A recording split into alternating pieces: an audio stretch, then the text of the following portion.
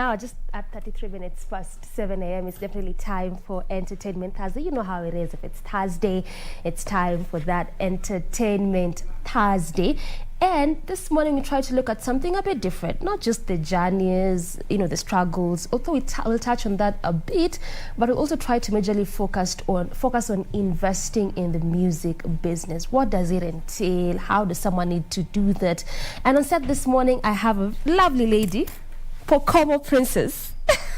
Good morning. Mambo. How are you doing? I'm fine. Changamka. POKOMO Princess. Yeah. Why the name, by the way? Tuanzie tu hapo. Yeah, because I'm a POKOMO. Okay. And also we POKOMOs, we love to sing, but not most of us young girls have come out to show that we can sing. So I decided to come up with that name, POKOMO Princess. Why is that? I mean, you're saying that you're a POKOMO, yes? Yeah. And you love to sing, so meaning art, entertaining is something that you have, Yeah. Perhaps as a tribe or as a community, but we don't see much of that, especially, the kind of style of music that you do. Kwa nini? Okay, because, okay, sorry, come again with that question. We don't see a lot of, POKOMO. people, singing. Yeah, that's why I came up with that name, because at least it has more meaning. Okay. Yeah. So is it a way, it's a way to like show the world perhaps that at Asisi we exist. And I also want to show my people too that they can come out, they can do it too. Yeah. Okay. Yeah. Then perhaps maybe you can tell us, why is it so? Why don't we see a lot of people from your tribe or in that tribe really singing? Because I mean, that's why I was so interested in wanting to know why the name POKOMO Princess.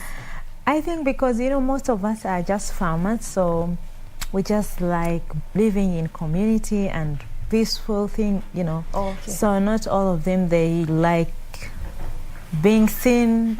Okay, they sing. They have a lot of traditions that they do. POKOMO Princess, just pause there a bit. Yeah. We are trying to get your visuals in just a short while, but this is what we'll be having a conversation around this morning, not just the music space in terms of the journeys and the challenges perhaps, but we'll also try to look at investing in the music business. What exactly does it entail? When someone talks about it's important and necessary to invest in this kind of business, what exactly do they mean? Because I mean, oftentimes I believe we've had the kind of conversational artists perhaps saying that I feel like music is not quite paying for me as an artist. I feel like I've been in this business or in this game for a long while, but I'm not seeing it paying off as I would want as an artist. Some would say I've been here for like 10 years, 5 years, but I still quite haven't made strides. So what exactly usually is the problem? Is it a question of investing? Because again, it entails and takes a lot. And you talk about investing in the music business, it's not just in the aspect of finances or money.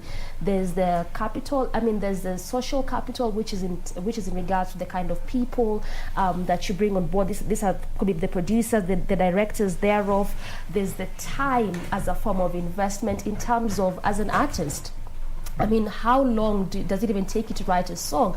Is it just a question of, I had an idea and I decided to write a song, or you actually took your time to just write or compose, and then the creative process therein, that this also goes into that aspect of time as a form of capital. So this is just some of the things that we'll be focusing on in a short while with POKOMO Princess, even as we just try to get a bit of her journey and how it has been. Also remember that we can't forget the aspect of COVID-19, in as much as yes, there was an opening that was around May thereof, we still know the kind of challenges that most people in the entertainment space are facing, and not forgetting artists. This is simply because of the lack of shows and the aspect of not having crowds, and we know very well that a good number of artists rely heavily on shows, rely heavily on events, and we don't have quite that. So how have most of them been surviving?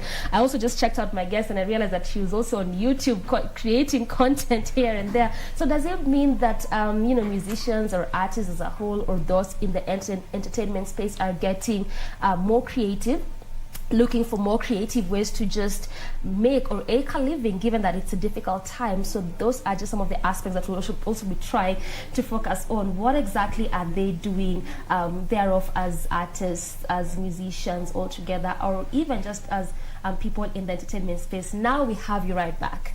Thank you. So we were saying, a bit earlier on, before I just gave our viewers a bit of a, idea of what we'll be talking about, trying to understand why don't we see people in your community, coming up, singing, being musicians, because you're doing well as an artist. I could say, I checked you out and I could say you're really doing well. So why don't we see that? And you are trying to say that, you're mostly into farming. That's what you're used to perhaps as a community. So that could be a major factor. Yeah, okay. But I think also they are not much there are some who are exposed, but they're not much exposed. Yeah, okay. We are exposure. That makes sense. Yeah, exposure. All right, so let's come now to the music bit, and I really just want us to touch so much today on investing, because the way I was saying earlier is that utapata wasanii wengi wanasema nimekuwa kwa game for almost 10 years. 5 years na feel ni kama si make moves, and some would say basi na muziki acha iko tu kama side hustle. I have a main hustle, and then muziki ikijipa tu ni sawa, if not okay, I tried. But let's talk a bit about investing, and also I want you to tell us from an artist's perspective, tukisema investing, what exactly does it entail kama msanii? Yeah. Okay, of course you have to have financially supports, but also you have to put all your effort, all your energy, your dedication, and you also have to have focus. And in music, for you to start to see a bit of change and more maybe generating, you have to be also consistent. I like that bit, consistency, because it looks like it's something that is sometimes. Yeah, because before I wasn't consistent. I started, then I stopped, then. But since I started started being more consistent, I started seeing a bit of change. So you started seeing at least results. A bit of change. Or a bit of change. You're still seeing results, but you at least began seeing a bit of change. Yeah. When you say that it's important to pump in your energy, and also time, what does that really entail? Because also for these that would complain, they will say, I always put in energy. I'm always in studio. I'm always trying to record music. Because I see difference in my songs that I made. There are songs that I just go to the studio and I just write there and do the song within an hour or two, and there are songs that I take like weeks to write down and like a month to do everything to be perfect, and then to do the video. So I see them, they all have difference. So you see the ones that you take more energy and everything you put in there, it becomes more perfect than the other one that you didn't give it much time. So it means that actually that is something to be considered, the aspect of time and energy that an artist puts into their craft. So then how is your creative process like as an artist? What goes into it? How do you come up with the kind of content you come up with, the kind of songs you come up with? Okay, it's comes with through experience and also through all imagination. I try to put myself in a certain situation sometimes. Okay. Through experience and certain situations. So which one of your songs is as a result of the experience you've had, and which kind of experience is that? Okay, I can say it's not my experience really. Sometimes you just take from experience and maybe you just turn it around. It's all about, playing with your mind. So it's not your own experience as a person. Maybe somehow. Which I can't say us. Exactly. You because you have several songs like you are rule, and there's another one with a tricky kind of name. Need some. So which kind of experiences? We would love to know.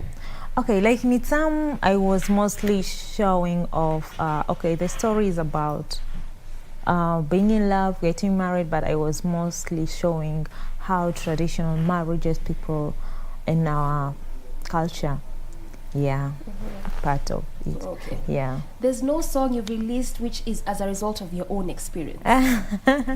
No, I can't say that. You can't say the experience. Yeah. Okay, fine. So how would you describe your style of music? I do mostly R&B, but my my new song is a bit of hip hop and R&B. Yeah. So you change your styles here and there. Why? Because I'm flexible in all sides, so every time I want to try a new style, and I also want to see on my way of singing with different kind of style, which also I want to see my fans which parts they love most. Yeah. Okay. Yeah. So I mean, there's always again that aspect of a female in the music industry. Some would say it's really quite challenging. It could either be in gospel or secular, whichever way.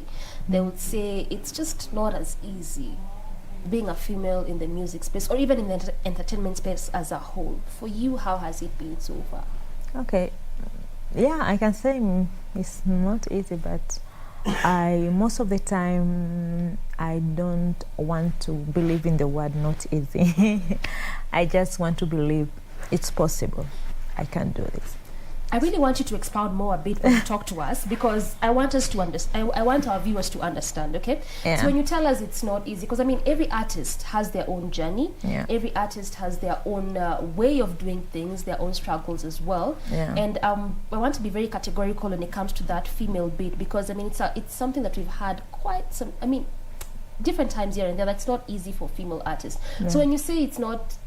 Yes, that it's true, it may not be easy, but I want you to tell us from your perspective and what you've gone through as a female artist, what has been the most difficult part, and if it hasn't been difficult, what has been the most exciting part? You know, in spite of the world changing, people changing habits, but we still have that thing that we Africans, ladies, and supposed to be in the front page, you know.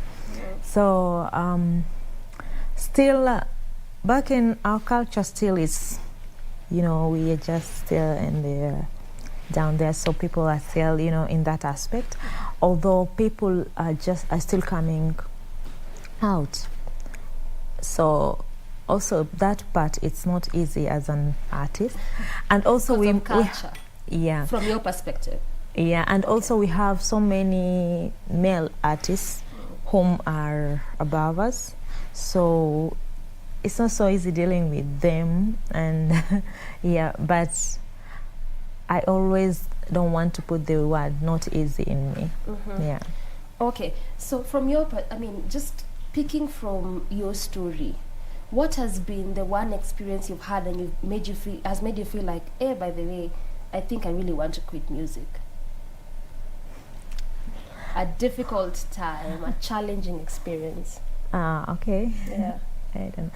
Okay, as before I was doing I was in church choir, but later when I dropped out of church choir, I felt like there's something that I'm really not doing. And sometimes you were in the church choir before? Yeah. Okay, before you came youth to this choir. other side? Before I I started singing, so I felt like there's something really I'm missing, you know.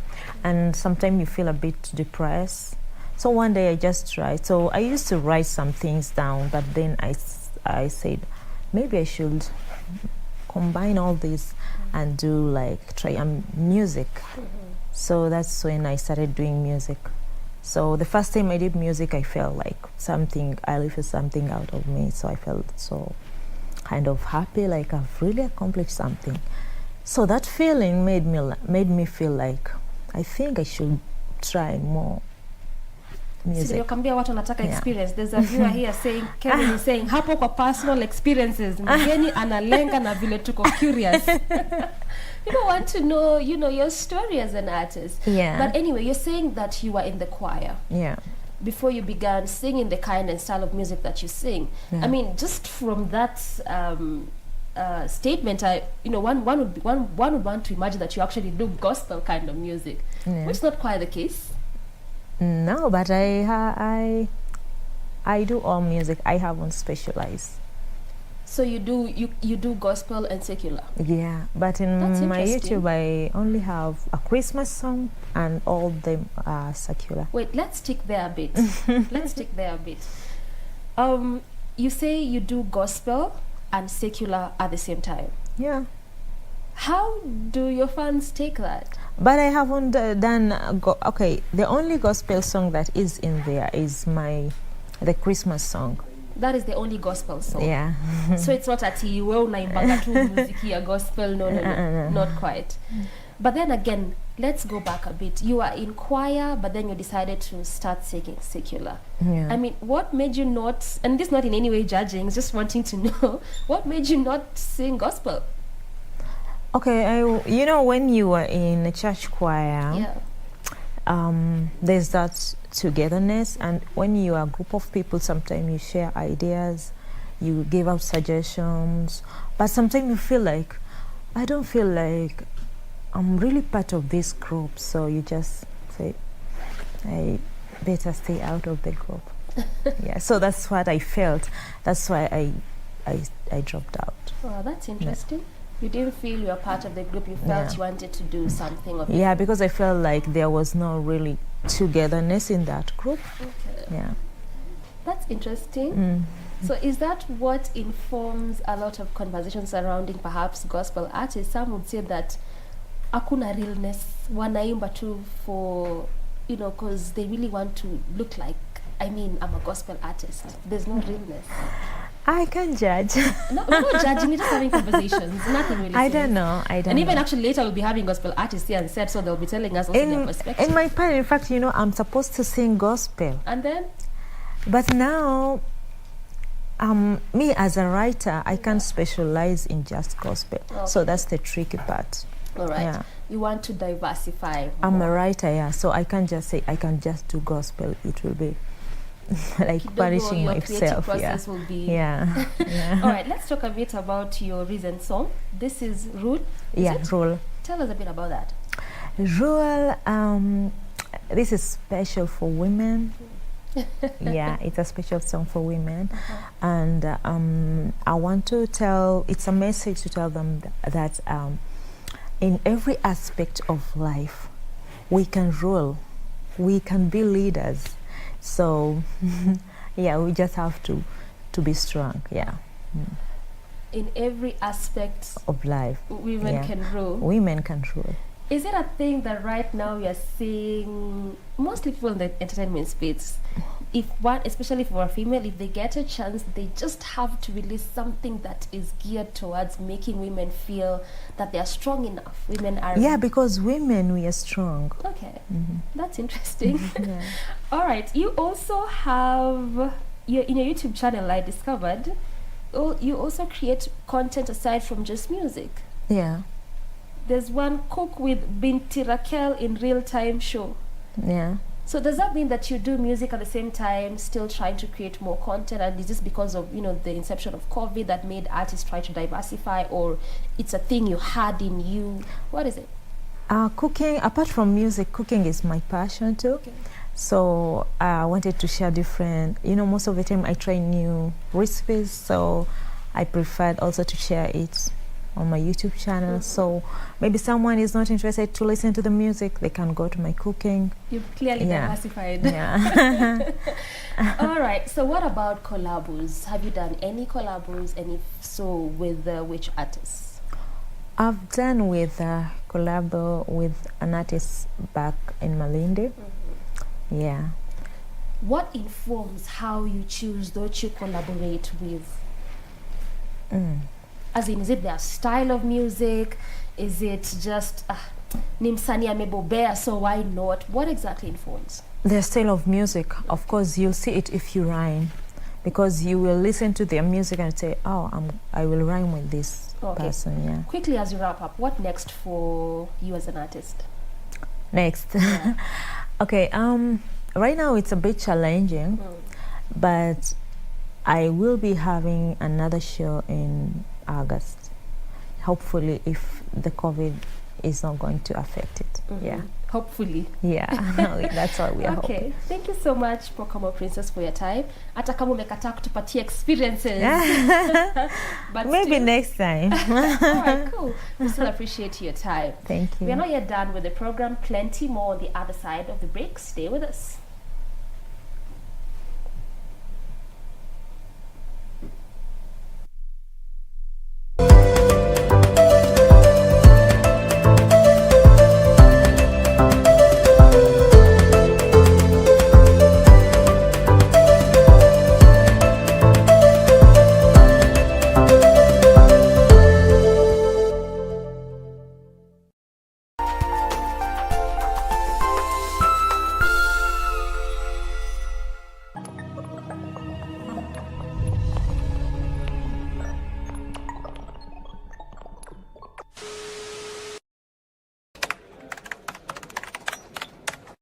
Timu nambari 1 ambayo naienzi zaidi ni Kariobangi Sharks. Swali ni je, mtazamaji, nini haswa nambari 1 kwako?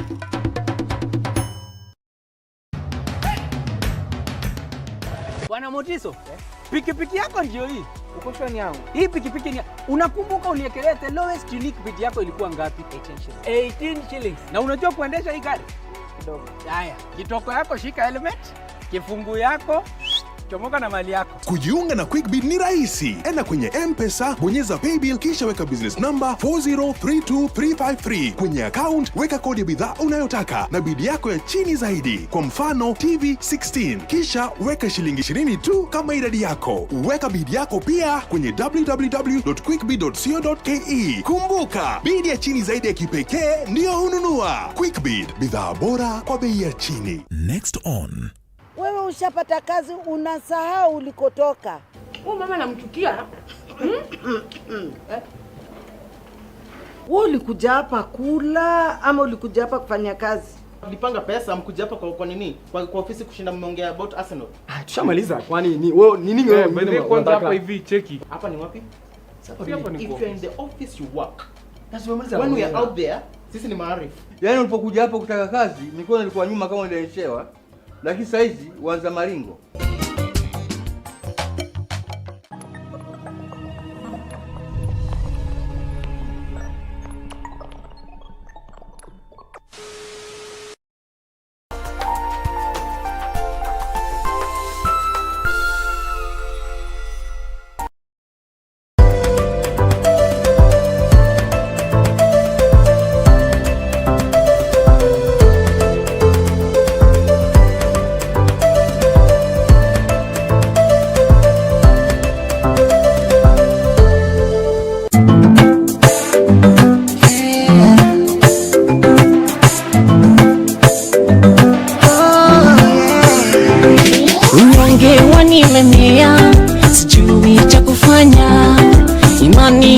Fifia naisha kila siku, kila zangu mami na Mungu tu zinachipuka.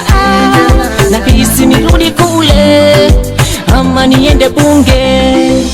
Inachoma, inauma, sikia msanii ya kule imani na baraka.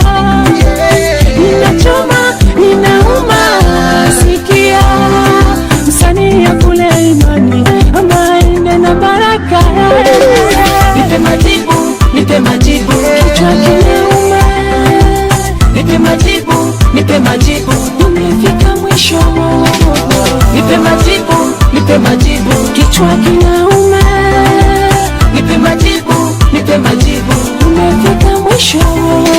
Kuna haja ya ito Yesu mshamsikia, watu humu introduce ndio huwa katsia. Shida alisema ulete pale Calvary, usiache zikupeleke city mochari. Jaile anajua story ya kesho, aliambia Jeremiah eti akona form. Akatuma Musa Egypt akaperform, pale kwenye wilderness pia akaperform. Abraham, Sarah pia aliwapa son, sijataja Samuel, story ya Ann. Kila kitu si unajua gani process, success my time utaona na glasses. Aliye juu ndiye ako na master plan, utafurahi si unajua tu aftermath. Baraka access ye ndiyo mastercard, anakupenda zaidi ya Mastercard. Nipe majibu, kichwa kinauma. Nipe majibu,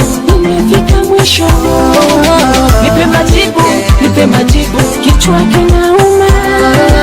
Nipe majibu, nipe majibu, umefika mwisho.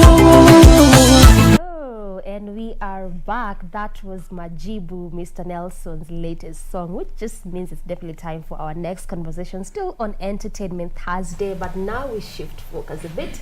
We look at the gospel space. Two guests on set this morning to help us understand a bit about the gospel music right now, the kind of space it is in, and that is Mr. Nelson. Good morning. Morning too. How are you doing? I'm fine, thank you. We have to see you. Mazee nimetoa. Tukuone, si ndio? Mazee watu wanione. All right, and to the farthest right, that is Commando. You will be seeing all of them in just a short while. Right now, however, the kind of conversation we want to have is basically how the gospel space is shifting. Again, there's been a lot of conversations in regards to the kind of gospel music being released right now. Haina content sana. It's more about let's entertain. Let me make moves perhaps. Let me make money. And also we cannot forget how the award system came. When it came, I know we've had that conversation a bit with some artists, but we also want to hear their perspective, at least when the award system came. How did it shift the gospel space altogether? And why the gospel music has gone into this kind of space or this kind of box whereby it's just become more about entertaining and not so much about edifying. When you can compare how it was back then with how it is now, there's clearly a lot of difference, and a huge difference, so to speak. So that is what we'll be finding out from our guests this morning, even as we try to look a bit about their journeys, how it's been so far. Again, also a lot of conversations surrounding finances, never me. Some would say it's been difficult even just recording or producing music. So that is also what we'll be picking from them in a short while. Now I believe that you guys are ready. Muonekane sasa. Lazima tuone. Sisi tunaongea na watu wajui kina nani hao naongelesha. Yeah, there. So that is Mr. Nelson there, who's one. And by the way, he has a very interesting story. Very interesting story. That is Mr. Nelson. Then to the farthest right, that is Commando. Nataka wakuone sasa. Exactly. Why that name, by the way? That name came about is because when I sang the first song, yesterday, Commando, then people started calling me Commando. So I had to accept. Ni kulingana vile ambavyo watu walikuwa wanakuita. Watu walianza kuniita Commando. Nikienda kuimba nasikia wacha tukaribishe Commando aimbe. Akasema kwa hivyo mnataka hii jina. Kachukua tu. Kwa hivyo sema wewe ni watu walikupa hiyo jina. Watu ndio walinipa hiyo Commando. Na wewe uko na why not? Nikaona si mbaya. All right, Mr. Nelson, yes. You have a very interesting story. Just very briefly and very quickly, before we get to the music aspect, you are in a cult group. It's true. Able to tell me a bit about that? Actually, we used to stay in Nakuru. My dad used to work in Nakuru, pale Egerton University, tulikuwa tunaishi place inaitwa Njoro. And I was in class 3, certain school inaitwa Township. Na unajua tao pia unajua kuna kwa competition inakuwa very high. The competition is so iko high. Sasa my dad alipatwa na stroke, so we had to go back to Western. So when we went back to Western, there is a certain school I went in inaitwa Manani RC. So unajua nikiwa class 3 unajua competition ya Township was very high. So unikuwa unajipata huko 120. Sasa ni number kwa class. Number class unajipata huko 130 huko. Then wakati nilirudi huko Western, I joined that primary school inaitwa Manani RC. Nikakuwa naanza kutop, imagine. Low class, hiyo class 4, number 1, class 5. Ani hiyo ndio ilikuwa ikifika. Unajua hiyo time walikuwa wanaitaga number 1, number 2, number 3. So wase walikuwa tu wanajua number 1 ni Nelson. Although sasa kwa hesabu nilikuwa nimechemshaga vibaya, lakini hizi zingine nilikuwa naeka rank. So I continue going to school, ikafika class 6.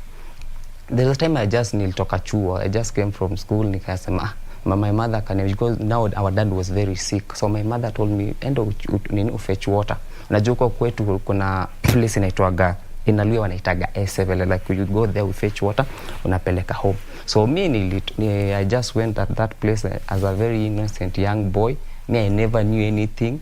Nikaenda pale, I met a grandmother. Alikuwa amevaa garments za white, amebeba poti ya black.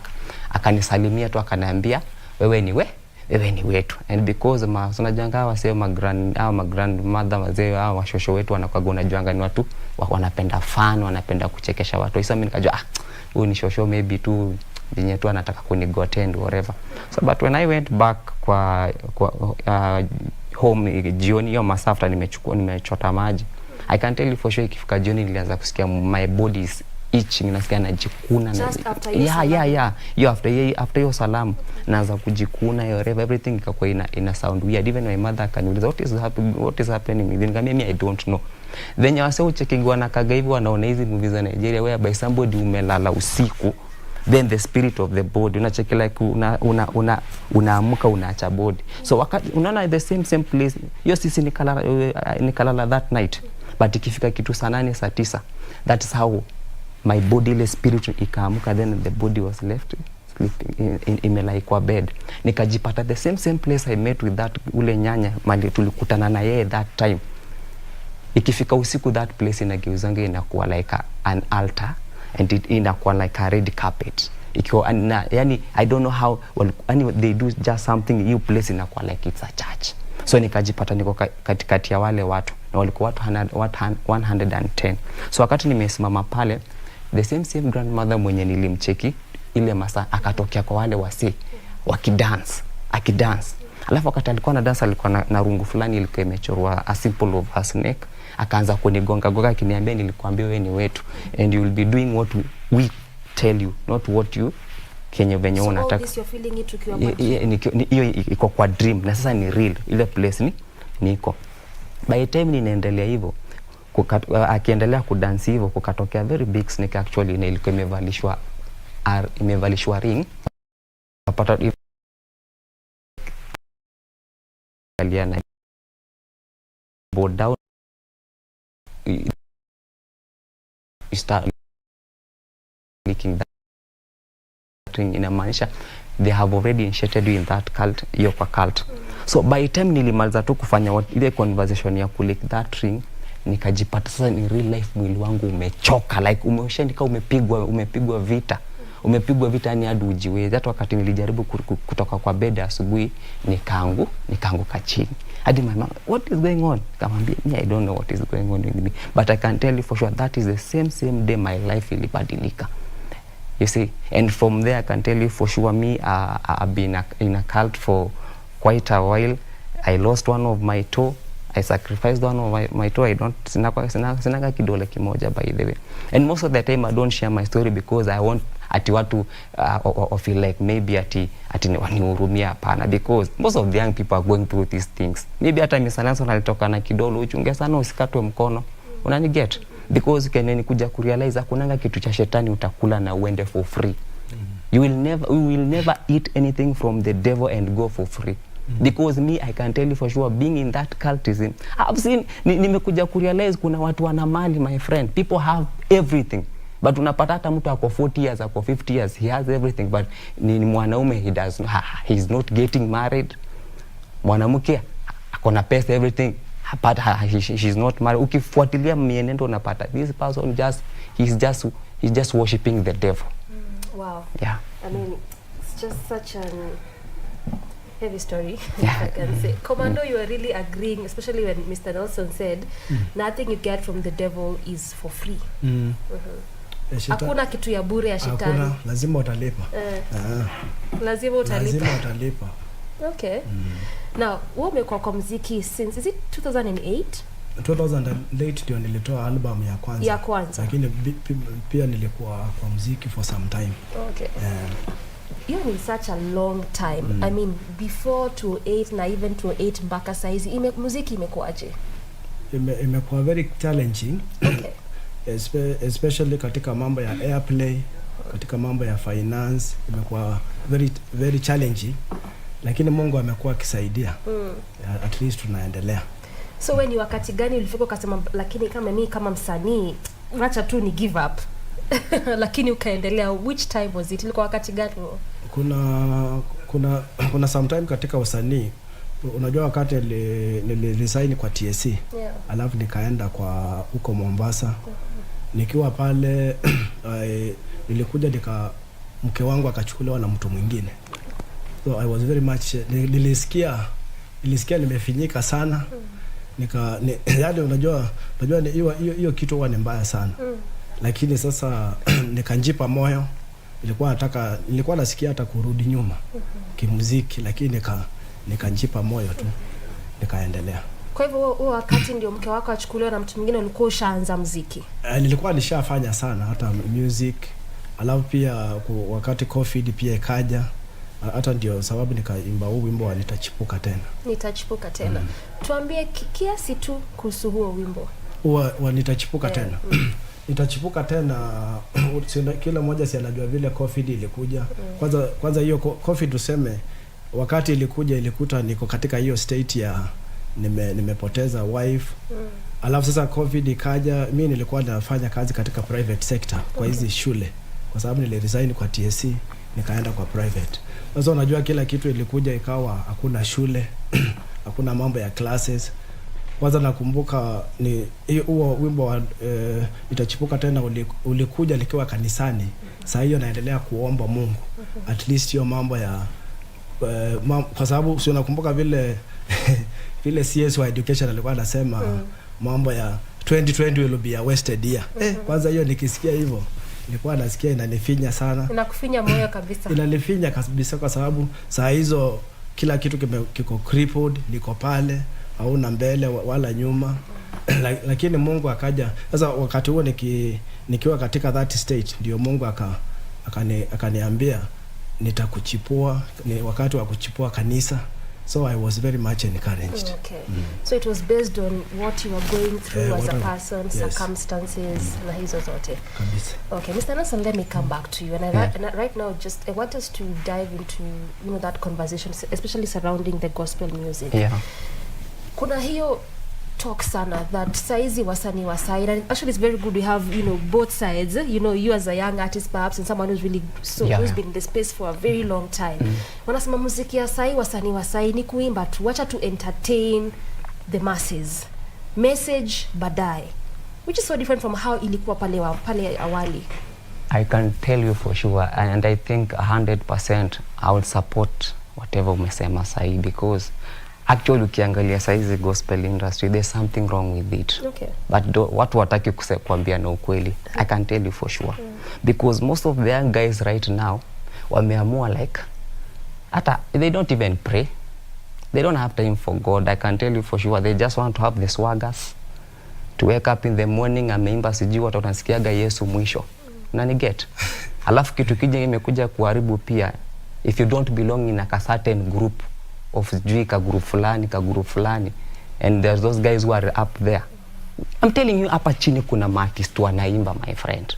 Kuna artist wameitwa kufanya ministry. Atujawa discover or what? Mr. Nelson akiwa ndani maze. This guy can do ministry. But because if you decide to do things right in this gospel industry, they want to kill your dream. Because there is someone meet to kwa interview somewhere, akaniambia bro, we are doing business, we are in business. And hata ni mtu mbigi sana, acha nikwambia, hata sasa kumtaja Juneza mchomea, una get? Ati sisi tuko kwa biashara. No, if you are in business now, a young artist who is coming up, struggle, alikuletea ngoma ya kwanza ukasema hii ngoma is very poor, siwezi icheza. Struggle, amefanya ngoma ya 20,000, amefanya video ya 40,000, amekuletea song, bado namwambia I need 20,000 to play your music. That is nonsense. You see? Then you are not doing ministry, you are into business. And I can tell you for sure, what I came to realize, wakati God aliniokoa kutoka kwa cult, what I believe in, hakunaga shortcut kwa Mungu. You have to follow the right way. But most of these guys, let me tell you, they just want to do things because wanataka wakuwe na do, wanataka sijua kuwe na nini. But mimi najua 100%. Mimi am a testimony right now. Because there is a DJ anaitwa DJ Star. That guy is in Malindi. Yeye ndiye alinipick na akaniambia, Nelson, ukitaka God akubless, hakuna shortcut. Ni kutumia the right way. You see? Now I can tell you for sure, we need to revisit. People must go back to where it started. But wase wanafanya, they are doing things for likes and views.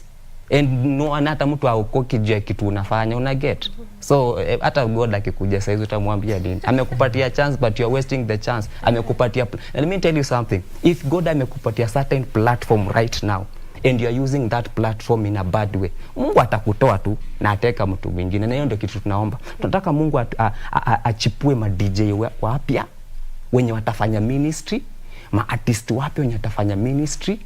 Yani we want things to hata sometimes tunaweza kwa tuna blame church, although pia church is also responsible, because unajua acha nikwambie pia church inafaa iamuke na ikuwe na sound iseme, unajua church iko na nguvu, iko na nguvu sana, na wao ndio wanaweza komesha hizi vitu zote zenye because unajua pia unapata church zingine zimeachilia these boys are doing entertainment in the name of they get money wakuja wapatie tithe.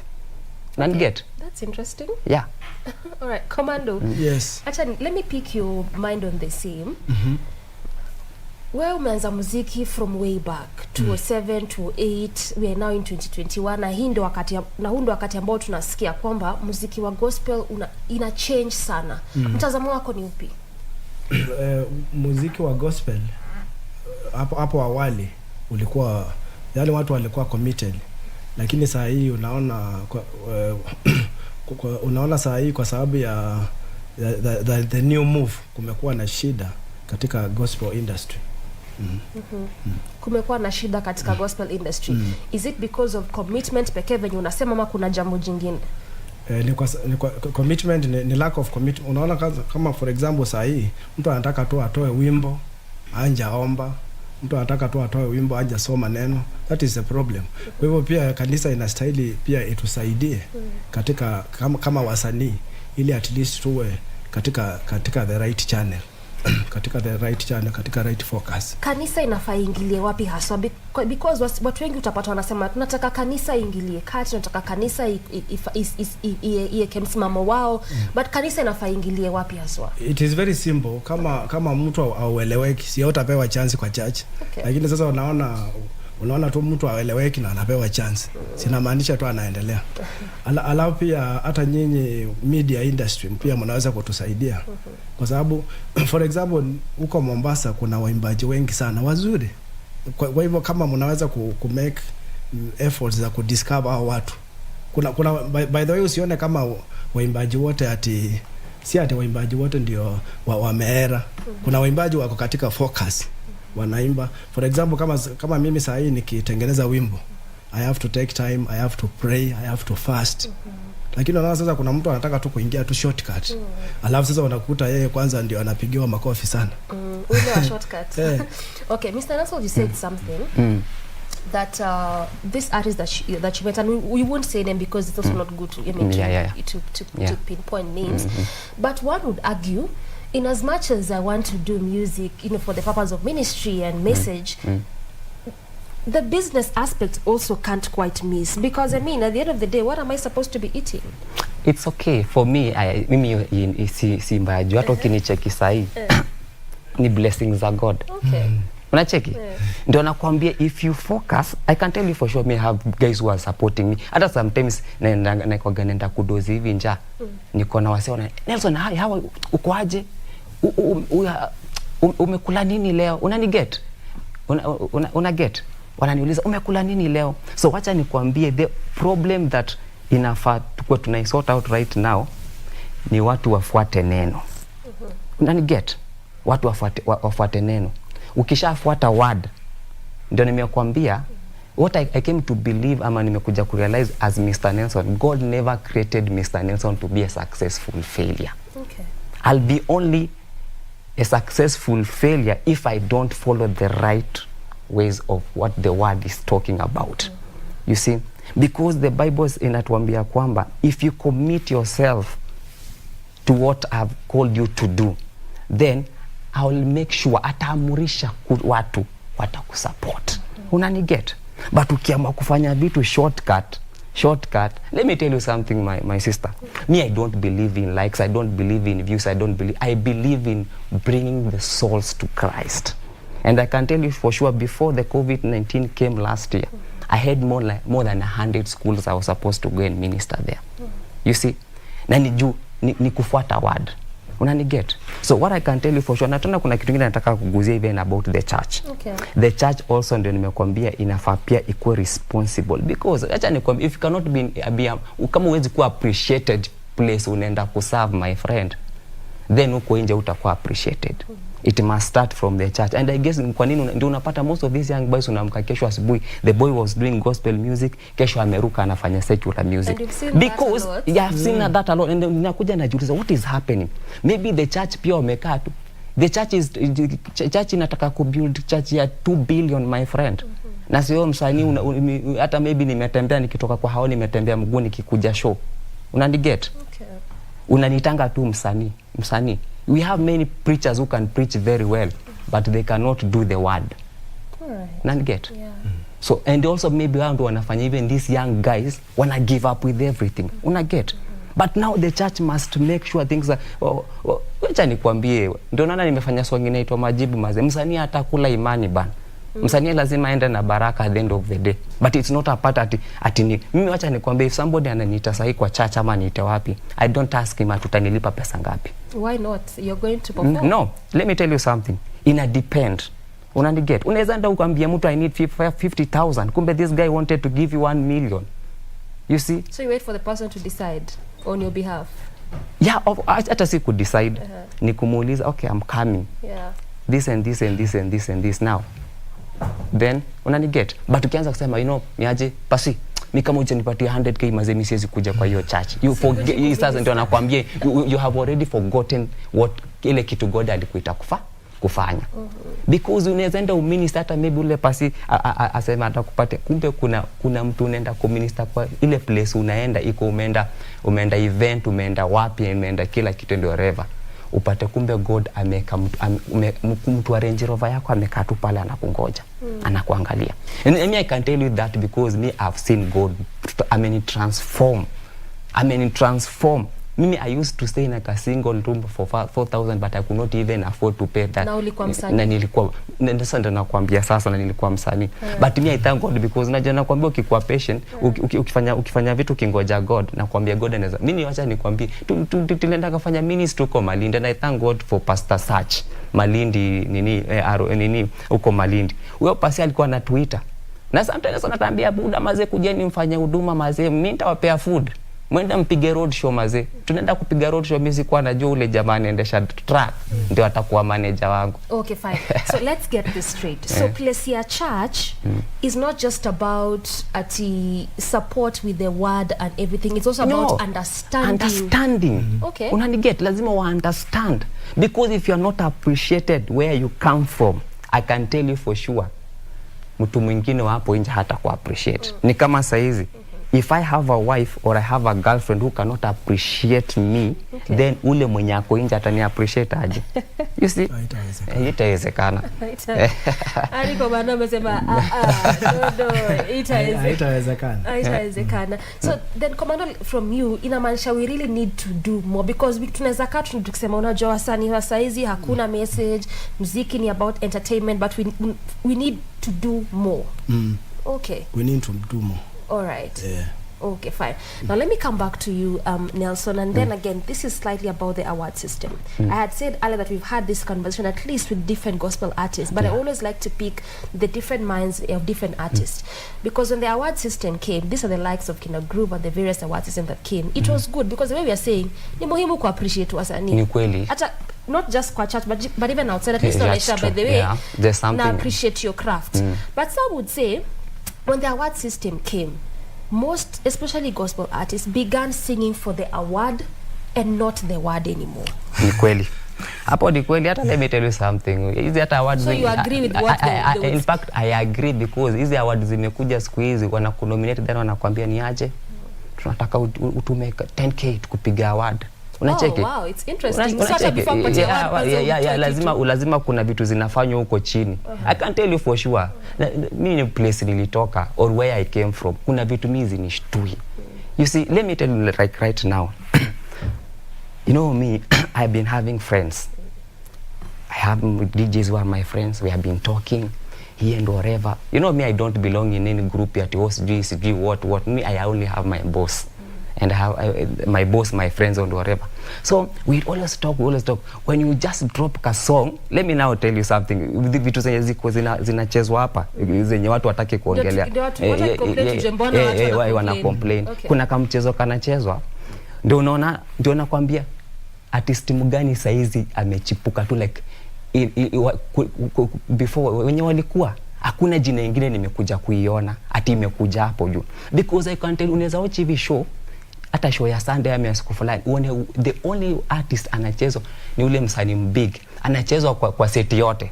Na sasa umetoa song na ni rafiki yako na mtumia song, naambia hata you call him before 2 weeks before, mwambie natoa ngoma. I can tell you for sure hata kuna wengine nitoa ngoma wanani blue tick tu, and blue tick, but whatever they are playing on that show hakuna content. Unani get?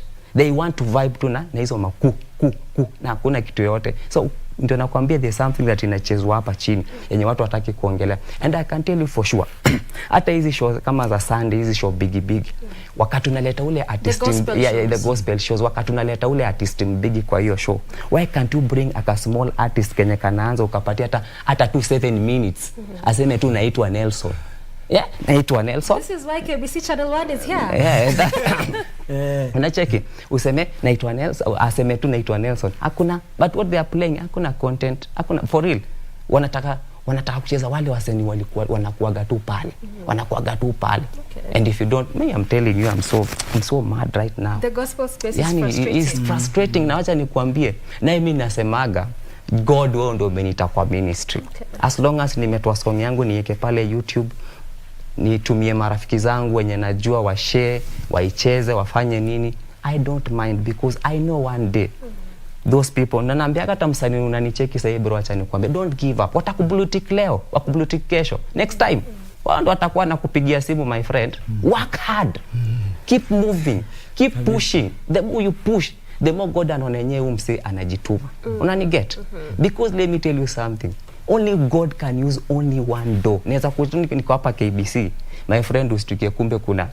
Na hata by then nilikuwa nataka hadi niambie nani Dr. Ezekiel Mutua maze, ile pesa withdraw kupatia huyo msee hiyo 200,000 maze, su nijenge hiyo pesa bane nifanyie huduma tafadhali. I hope hii message itakufikia. Nataka unijenge hiyo 200,000 juu niko na mashida kibao sasa zinaniandama. Hadi sijui rent hii mwezi nitalipa aje. Ezekiel Mutua, fanya makekes baba. Kama na watch amekusikia. Okay, Commando, let me come to you. Yes. Na nataka pia nipate mtazamo wako wa hiyo award system na the word, because nye tunasema awards ni mzuri. Juu ukitunukiwa hiyo zawadi inaonyesha nime appreciate what you're doing. Kama ni muziki umerelease video umetoa, naona nyewe we are appreciating.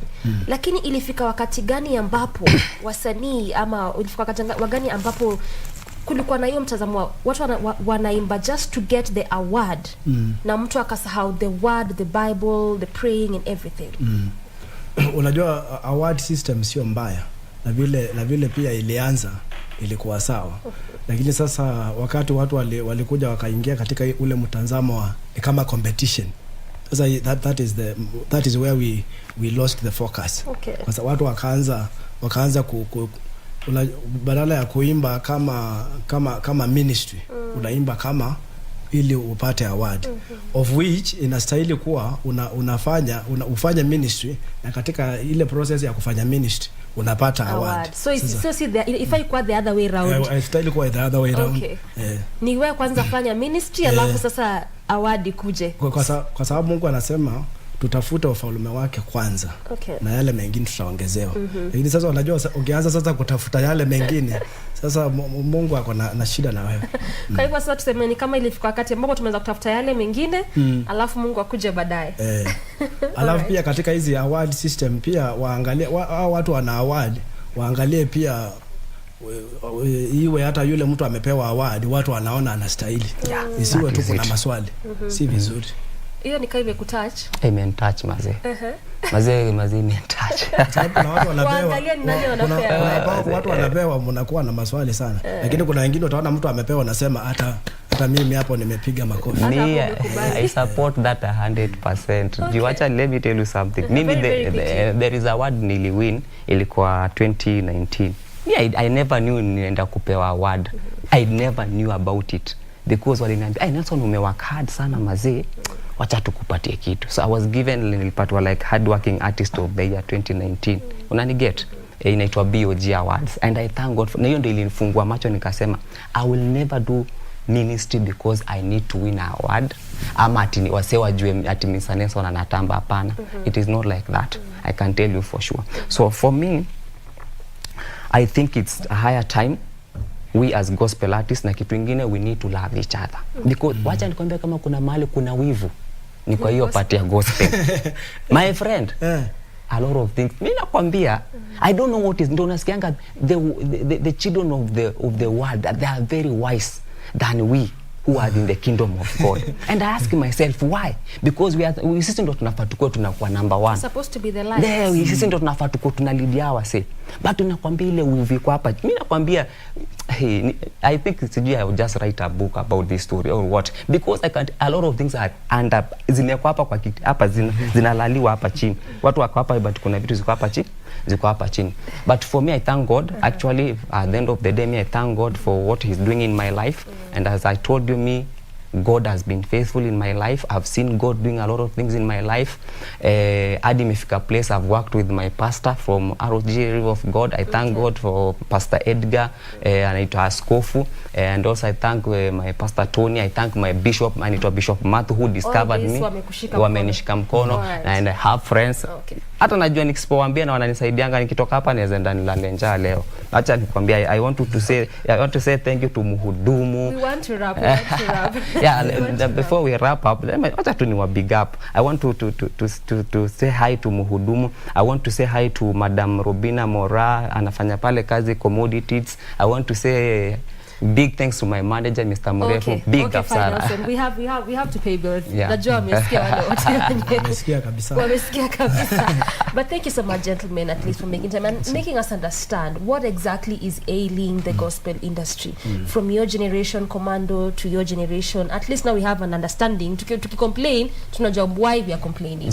Thank you so much. Thank you. And that is where we bring Entertainment Thursday to a close. But I leave you with Commando's latest song as we gear up for the next segment of the day.